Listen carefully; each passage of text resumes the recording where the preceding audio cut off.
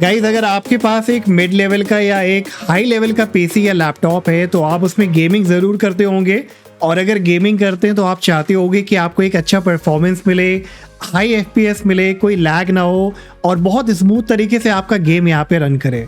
अगर in case आप gaming नहीं भी करते हैं और आपके पास विंडोज़ 10 और 11 हाई एंड लेवल पे आपके पीसी लैपटॉप में है तो बहुत ज़रूरी है कि आप उसको प्रॉपर तरीके से ऑप्टिमाइज़ करें ताकि आपको एक बेहतर परफॉर्मेंस, फास्ट परफॉर्मेंस मिले आपके पीसी और लैपटॉप में। तो अब अगले 10 मिनट में गाइस मैं आपको एक बहुत ही अच्छा ऑप्टिमाइजेशन यहाँ पे शेयर करने जा रहा हूँ। तो मेक श्योर 10 मिनट का आप टाइम मुझे यहाँ पे दीजिए। जो भी स्टेप्स मैं आपसे शेयर करने जा रहा हूँ उसको वेल तरीके से यहाँ पे अप्लाई करिए अपने पीसी लैपटॉप में। एंड उसके बाद आप देखोगे चाहे आप गेमिंग करो चाहे नॉर्मल तरीके से आप यूज़ करो, आपको एक बहुत ही अच्छा परफॉर्मेंस यहाँ पे देखने को मिलने वाला है। तो चलिए without any further delay start करते हैं। तो गाइस स्टार्ट करने से पहले सबसे पहली चीज़ मैं आपको रेकमेंड करूंगा कि आप सेफ साइड रहने के लिए एक रिस्टोर पॉइंट क्रिएट कर लीजिएगा। तो अपने विंडोज सर्च पे आप क्लिक करो, रिस्टोर टाइप करिए, क्रिएट अ रिस्टोर पॉइंट पे क्लिक करिए और इस तरह से बॉक्स आएगा। नीचे आपको क्रिएट पे क्लिक करना है और जो भी आप नाम देना चाहें वो नाम यहाँ पे आप दीजिए रिस्टोर का, फिर क्रिएट पे क्लिक करिए और ये कुछ सेकंड लेगा और एक रिस्टोर पॉइंट आपको क्रिएट करके दे देगा। अब इससे ये होगा कि फ्यूचर में अगर कोई सेटिंग आपके लिए काम नहीं करती तो आप इसी पेज पे आके दोबारा से अपनी सेटिंग्स को रिवर्ट कर सकते हैं। चलिए इतना करने के बाद अब बढ़ते हैं ऑप्टिमाइजेशन के लिए। सबसे पहले अपने विंडोज सर्च पे आप क्लिक करिए और टाइप करिए गेम मोड। सजेशन में आपको मिलेगा गेम मोड सेटिंग, यहाँ पे आप क्लिक करो। अब इधर देखो ये कह रहा है optimise your PC for play by turning things off in the background. तो इसको यहाँ पे आपको इनेबल करके रखना है। इनेबल करने के बाद नीचे ही आपको मिलेगा ग्राफिक्स वाला ऑप्शन, तो ग्राफिक्स पे क्लिक करिएगा और ग्राफिक्स में यहाँ पे आपको कई सारे ऑप्शन मिल सकते हैं। सबसे पहला ऑप्शन मिलेगा ऑप्टिमाइजेशन फॉर विंडोज गेम्स, तो इसे आपको यहाँ पे इनेबल करके रखना है। अगर इसके अलावा आपको हार्डवेयर एक्सेलरेटेड जीपीयू शेड्यूलिंग वाला ऑप्शन भी मिलता है तो उसको भी आपको इनेबल करना है। इतना करने के बाद लेफ्ट हैंड मेन्यू ऑप्शन में आपको क्लिक करना है प्राइवेसी एंड सिक्योरिटी पे और इधर ये देखिए जितनी भी परमिशंस है फालतू की वो आपको डिसेबल करना है। तो विंडोज़ परमिशन में आप जनरल पे क्लिक करिएगा और ये जितनी भी परमिशन इनेबल्ड है जो आपकी एडवर्टाइजिंग आईडी, फालतू की जो एडवर्टीजमेंट वगैरह आते हैं उसके रिलेटेड है, इन सब को आपको डिसेबल करना है। बैक जाइए, स्पीच को भी आप डिसेबल करिएगा, इंकिंग टाइपिंग पर्सनलाइजेशन को करिएगा, डायग्नोस्टिक एंड फीडबैक अगर आपको इनसाइडर प्रोग्राम यूज़ नहीं करना है। फिर उसके बाद आइएगा ऐप परमिशन में और जो भी ऐप्स यहाँ पे आप यूज़ नहीं करते, लाइक लोकेशन का अगर आपको यूज़ नहीं है तो लोकेशन को आप यहाँ पे टर्न ऑफ करिएगा। फिर नीचे आइएगा, बहुत सारी चीज़ें लाइक नोटिफिकेशंस हैं, अगर आप एनोइंग नोटिफिकेशन नहीं चाहते तो उसको डिसेबल करिएगा। सिमिलरली और बहुत सारी चीज़ें, phone call, call history, email, messaging, radios, इन सब की आपको ज़रूरत नहीं है, आप यहाँ पे डिसेबल करिएगा। इतना करने के बाद दोबारा से प्राइवेसी एंड सिक्योरिटी पे आप क्लिक करिए लेफ्ट हैंड साइड से, फिर क्लिक करना है विंडोज सिक्योरिटी में, फिर क्लिक करिए डिवाइस सिक्योरिटी में और डिवाइस सिक्योरिटी में आपको मिलता है बिल्कुल टॉप पे core isolation. Core isolation detail पे आप क्लिक करो और इधर बिल्कुल टॉप पे आपको मिलेगा मेमोरी इंटीग्रिटी। अब देखिए मेमोरी इंटीग्रिटी एक एडवांस्ड प्रोटेक्शन मिलती है विंडोज़ 11 में जो आपको मैलिशियस कोड वगैरह से या एप्लीकेशन से प्रोटेक्ट करता है। लेकिन अगर आपको वाकई में परफॉर्मेंस चाहिए और गेमिंग में काफ़ी फ़र्क चाहिए तो इसको आपको डिसेबल ज़रूर करना पड़ेगा। तो इसे डिसेबल करने के बाद भी आपके पास इनफ प्रोटेक्शन है तो आपको परेशान होने की ज़रूरत नहीं है। तो बस मेमोरी इंटीग्रिटी को ऑफ करिए, इसे क्लोज करिए। फिर उसके बाद आपको लेफ्ट हैंड मेन्यू ऑप्शन में क्लिक करना है सिस्टम पे। सिस्टम में आपको मिलेगा नोटिफिकेशन, दोबारा से इसको भी डिसेबल करिए और डू नॉट डिस्टर्ब को भी आप यहाँ पे इनेबल कर सकते हो। इसको करने के बाद दोबारा से लेफ्ट हैंड मेन्यू ऑप्शन में आपको मिलेगा पर्सनलाइजेशन, इस पर आप क्लिक करिए और पर्सनलाइजेशन में आपको मिलेगा डायनेमिक लाइटिंग, इस पर क्लिक करिए और ये बेसिकली मैनेज करता है आरजीबी लाइट वगैरह बैकग्राउंड में, तो इसकी भी आपको ज़रूरत नहीं है। दोनों ही फीचर को यहाँ पे आप डिसेबल करिए। फिर आ जाना है आपको ऐप सेक्शन में। ऐप सेक्शन में आपको मिलेगा एडवांस्ड ऐप सेटिंग, इस पर आप क्लिक करो और इधर मिलेगा शेयर अक्रॉस डिवाइसेस वाला ऑप्शन, तो ड्रॉप डाउन पे आप क्लिक करिएगा और इसे यहाँ पे आपको ऑफ कर देना है। नेक्स्ट इसके बाद फिर लेफ्ट हैंड मेन्यू ऑप्शन में आपको मिलेगा एक्सेसिबिलिटी, इस पर आप क्लिक करो और इधर मिलेगा विजुअल इफेक्ट, इस पर क्लिक करिए और विजुअल इफेक्ट में आपको ये ट्रांसपेरेंसी इफेक्ट, तो देखिए जैसे मैंने डिसेबल किया तो आपको दिखेगा एक जो इफेक्ट क्रिएट होता है विंडो और बैकग्राउंड में वो आपका यहाँ पे डिसेबल हो जाएगा। तो अगर इतना ज़्यादा आपको ये नहीं चाहिए तो इसको डिसेबल करिए।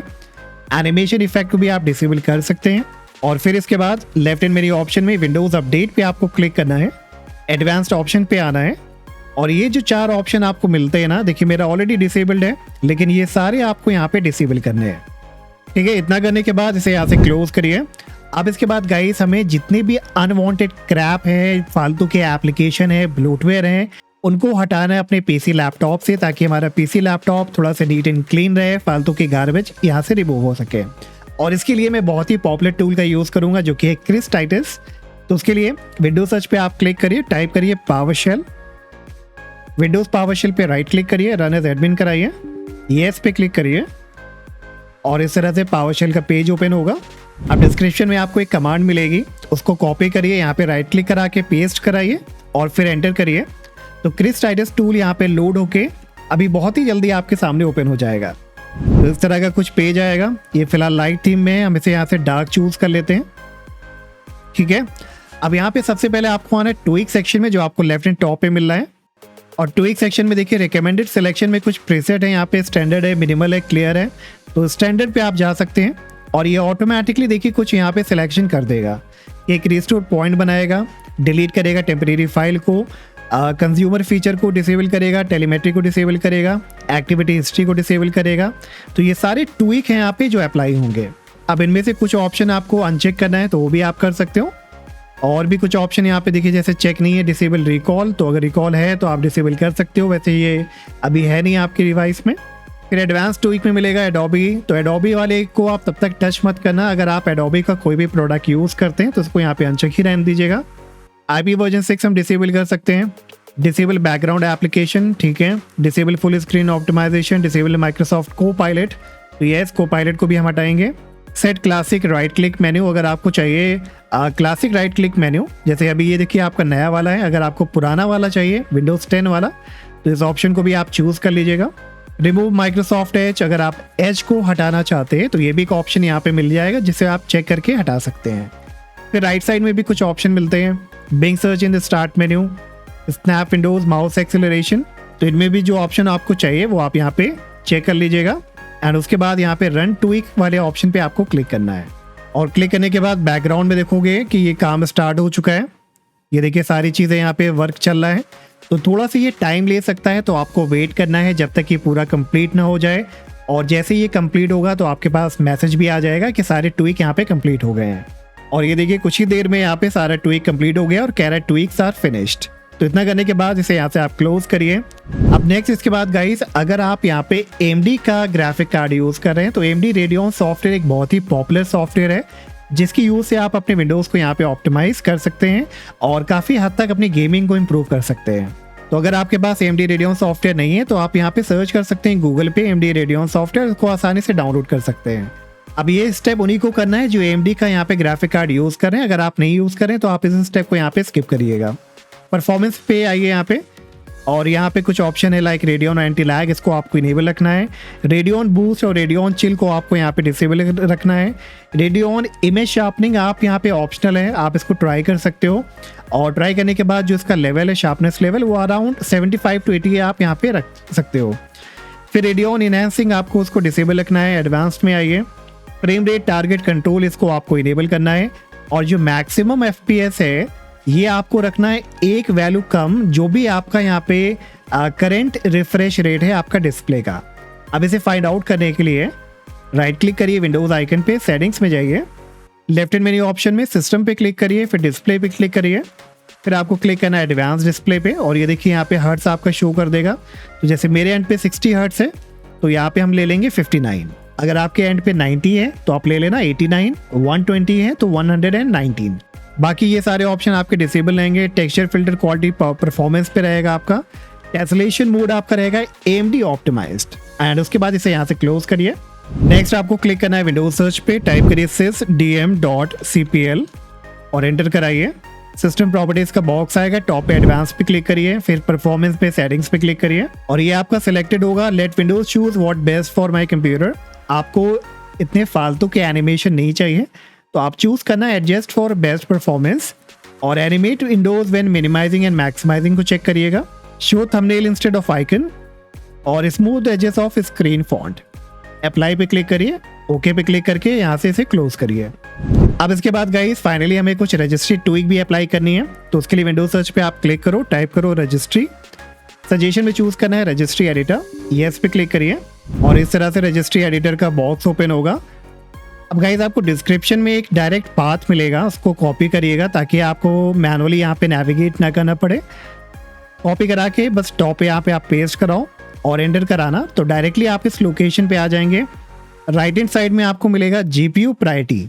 अगर आपको ये देखने को नहीं मिलता है तो राइट क्लिक करिएगा, ब्लैंक स्पेस पे न्यू पे जाइएगा, डॉट 32 बिट वैल्यू चूज करिएगा और इसको नाम दे दीजिएगा GPU प्रायोरिटी। ठीक है, तो इस तरह से आप क्रिएट भी कर सकते हो अगर इनकेस आपको ये देखने को नहीं मिलता है। तो GPU प्रायोरिटी पे आइए, इसे ओपन करिए और इसका जो वैल्यू डेटा है इसको आपको डेसिमल 8 कर देना है। ठीक है, तो नीचे डेसिमल चूज करिए और इसको यहाँ पे वैल्यू डेटा को 8 रखिए, ओके पे क्लिक करिए। फिर मिलेगा आपको प्रायोरिटी वाला ऑप्शन, नहीं मिलता है तो उसी तरह से आप क्रिएट कर लेना, डॉट 32 बिट वैल्यू चूज करके इसे ओपन करिएगा और इसकी वैल्यू को आपको कर देना है 6 डेसिमल पे और ओके पे क्लिक करिए। फिर मिलेगा आपको शेड्यूलिंग कैटेगरी। अगर ये भी देखने को नहीं मिलता है तो देखिए ये स्ट्रिंग वैल्यू है, तो राइट क्लिक करिएगा, ब्लैंक स्पेस पे न्यू पे जाइएगा और स्ट्रिंग वैल्यू चूज करिएगा और यही नाम दे देना है आपको। लेकिन अगर आपको देखने को मिलता है तो इसको आप ओपन करिए और इसे सेट कर देना है आपको हाई पे।